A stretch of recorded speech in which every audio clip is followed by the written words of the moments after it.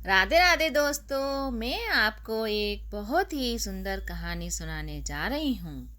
मेरी कहानी आप लोगों को अच्छी लगे तो मेरे चैनल को सब्सक्राइब कीजिए, लाइक कीजिए और इसको शेयर कीजिए। एक समय की बात है। एक बहुत बड़ा ही सुंदर शहर था। वहाँ एक राजा प्रताप सिंह राज करते थे।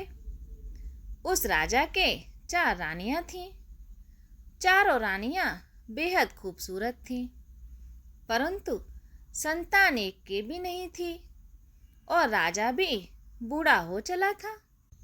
अब राजा को संतान नहीं होने के कारण राजा बड़ी चिंता करने लगा और साधु महात्माओं की सेवा करने लगा। दोस्तों, एक बार की बात है। एक बार एक साधु ने आकर के राजा से कहा कि हम 3 दिन से भूखे हैं। हमारे पेट में अन्न का दाना नहीं पहुंचा।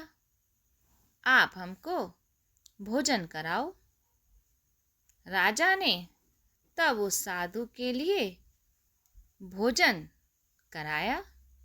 जब साधु भोजन कर चुका था, भोजन से बड़ा प्रसन्न होकर के बोला कि ए बच्चा, तेरे पुत्र प्रसन्न रहें। साधु के ऐसे वचन सुनकर राजा ने तब कहा कि महाराज, आपने जो पुत्र प्रसन्न रहने का हमको जो आशीर्वाद दिया है, सो मेरे तो कोई भी पुत्र है ही नहीं। आपने तो आशीर्वाद दे दिया है।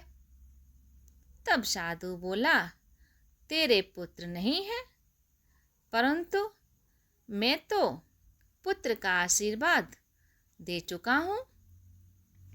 अब तुम ये काम कर ले। हम तुझे एक बूटी देते हैं। इसके 4 भाग करके अपने चारों रानियों को दे देना। हमें उम्मीद है और विश्वास है कि तेरी चारों रानियों से एक एक पुत्र पैदा होगा। ये कहकर उस बूटी को देकर वह साधु वहाँ से चला गया। इधर जब राजा ने उस बूटी के 4 भाग करके अपनी रानियों को लाकर दे दिए, जिसके खाने के कुछ दिनों बाद ही रानियां गर्भवती हो गईं। इधर अब 9 महीने हुए। धीरे धीरे तब चारों रानियों के एक एक पुत्र पैदा हो गया। राजा के लिए ये खबर अच्छी है। राजा को खबर मिलती है कि उसकी चारों रानियों के गर्भ से एक एक पुत्र पैदा हुआ है। तो पुत्र जन्म का समाचार सुनते ही राजा बहुत खुश हुआ। उसने लाखों रुपए दान और पुण्य कर लुटा दिए। बहुत सारे दान कर डाले।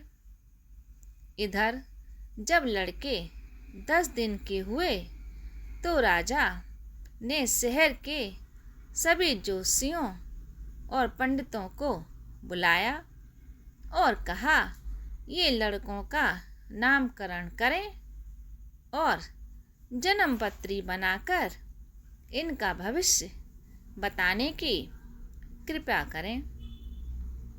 तब ब्राह्मणों ने कहा, आप चारों पुत्र बड़े बलवान होंगे, किंतु एक परेशानी है।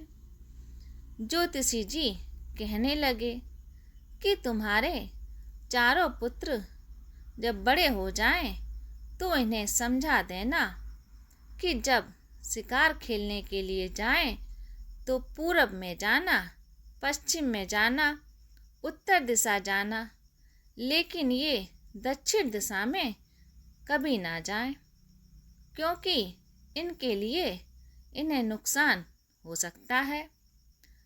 पंडितों की बात सुनकर राजा ने सोचा, लड़के सयाने हो जाएंगे तब समझा देंगे कि वह दक्षिण दिशा में बिल्कुल ना जाए। ये सोचकर राजा ने ब्राह्मणों को बहुत सा धन दिया तथा आभूषण देकर उनको वहाँ से विदा कर दिया। इधर 4 लड़के जो थे वो धीरे धीरे बड़े होने लगे, पढ़ने लिखने लगे और जब चारों लड़के थे जो पढ़ लिख कर होशियार हो गए और जवान हो गए। जब जवान हो गए तो अपने राजपाट को भी संवारने लगे। तो राजा ने कहा, बेटा, जब तुम लोग शिकार खेलने जाओगे तो सब दिशा में जाना, उत्तर जाना, पश्चिम जाना, लेकिन दक्षिण दिशा में कभी मत जाना। चारों बेटों ने कहा, पिताजी, जैसी आपकी आज्ञा, हम दक्षिण दिशा में कभी नहीं जाएंगे। अब एक दिन की बात है कि चारों राजकुमार शिकार खेलने के लिए गए थे तो उनकी नज़र एक हिरन पर पड़ गई। चारों भाइयों ने अपने अपने घोड़े उसके पीछे दौड़ा दिए। हिरन भागकर दक्षिण के जंगल में जाकर गायब हो गया।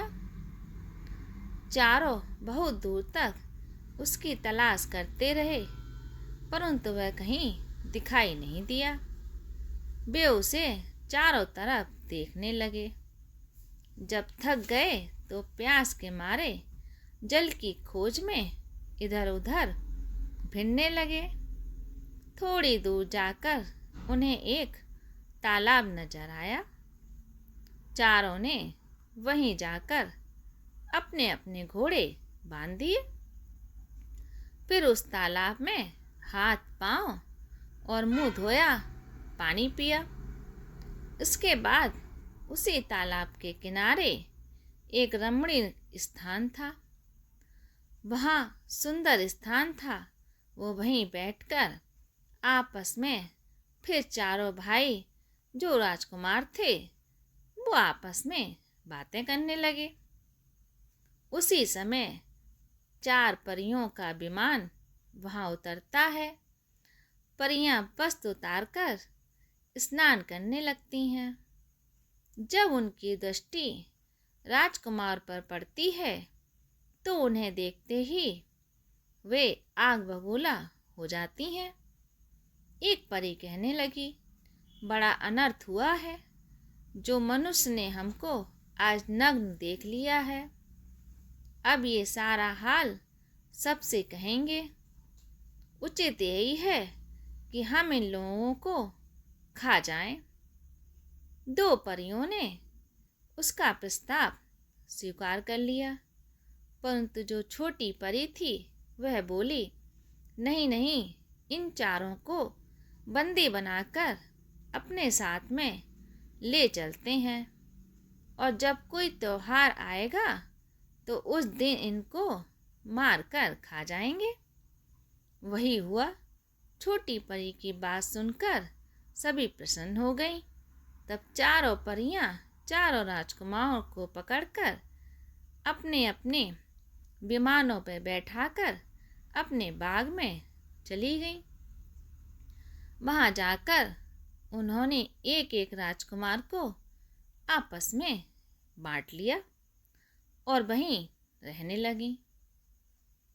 इधर 3 परियां जो थीं वो 3 राजकुमारों अपना बैरी समझती थीं, लेकिन छोटी परी जो बहुत खूबसूरत थी वह छोटी राजकुमार के साथ खूब ऐशो आराम से रहती थी। एक दिन राजकुमार के रूप को देखकर छोटी परी की आंखों में जल भर आया और सोचने लगी, एक दिन ये मारा जाएगा। राजकुमार ने अपनी आंखों में पानी बहता देखकर इसका कारण पूछता है।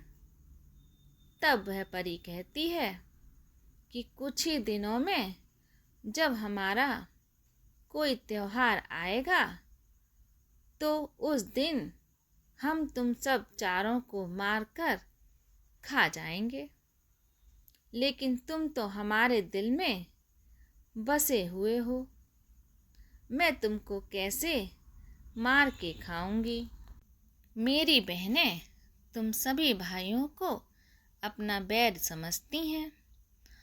राजकुमार परी की बातें सुनता है और राजकुमार तब बोलता है कि तब तो हम चारों भाई तुम्हारी शरण में हैं।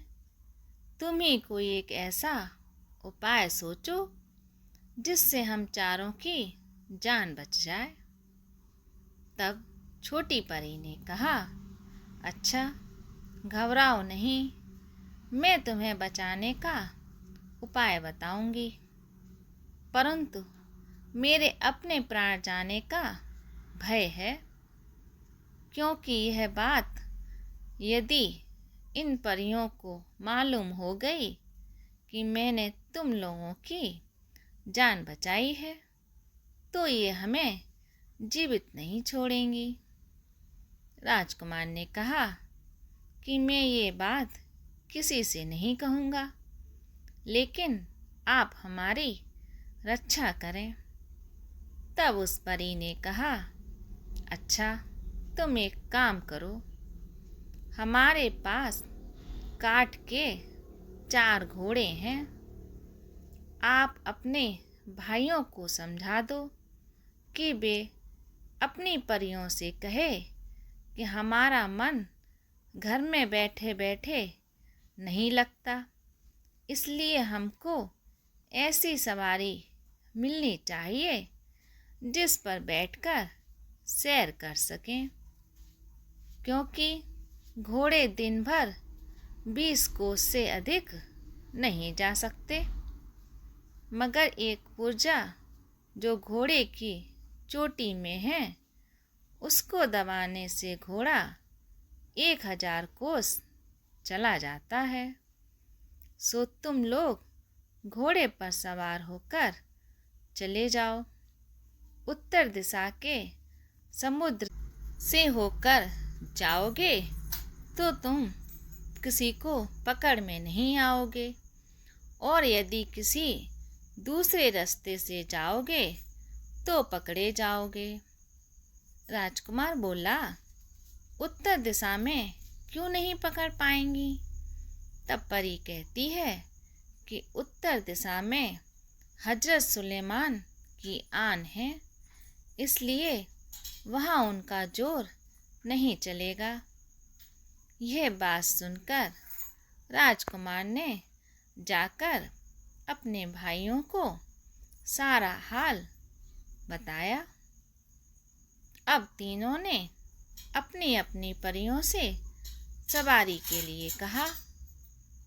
तब सोच विचार कर परियों ने चारों को एक एक घोड़ा दे दिया और सवारी की कला भी बता दी। चारों राजकुमार घोड़ों पर सवार होकर वहाँ से चले गए। थोड़ी दूर जाकर सबने जैसे ही चोटी के पुर्जे को दबाया, वैसे ही घोड़े हवा में उड़ने लगे, यानी हवा में बातें करने लगे। इधर जब राजकुमारों को ज़्यादा देर हो गई और वह वापस नहीं आए तो परियां सोचने लगीं, कहीं राजकुमार निकल तो नहीं गए, हमारे लिए हमको चकमा तो नहीं दे दिया, चलो चल कर देखते हैं। ये सोचकर उनकी तलाश में वहाँ से उड़ दी और उड़ते उड़ते उन्होंने देखा कि चारों घोड़े उड़ते हुए आगे तेजी से बढ़ते जा रहे हैं। ये देखकर सब आग बबूला हो उठी और तेजी से उड़ी। घोड़ों ने समुद्र में पैर रखा, वे भी जा पहुँची। और तेजी से उनको पकड़ने का प्रयास करने लगी। वे तीनों पानी में कूद गए, लेकिन छोटे राजकुमार के घोड़े का आगे का पैर पानी में और पिछला पैर जो जमीन पर था, इसलिए परी ने उसकी पूंछ पकड़ ली। यह देखकर छोटी परी घबरा गई और राजकुमार को हाथ से इशारा किया, तो राजकुमार ने तुरंत अपने तलवार से घोड़े की दुम काट डाली। तो घोड़े की पूंछ जब कटकर जमीन पर गिर पड़ी तो राजकुमार जो था आगे बढ़ गया। अब तीनों परियों ने पुकार करके कहा, ये राजकुमार, तुम लोग हमारे हाथ से निकल तो गए हो, लेकिन यह तो बताओ कि यह रास्ता तुम्हें किसने बताया। तब छोटे राजकुमार ने कह दिया, मुझे छोटी परी ने बताया था। तो उसकी ये बात सुनकर तीनों परियों ने क्रोधित होकर छोटी परी को मार डाला। ये कहानी आपको सिखाती है कि जरा विचार कीजिए और चिंतन कीजिए और समझने का प्रयास करिए कि छोटी परी ने राजकुमार के साथ कैसी भलाई का व्यवहार किया और उसने उसको मौत के मुंह में धकेल दिया। उसके प्यार की यह कीमत चुकाई।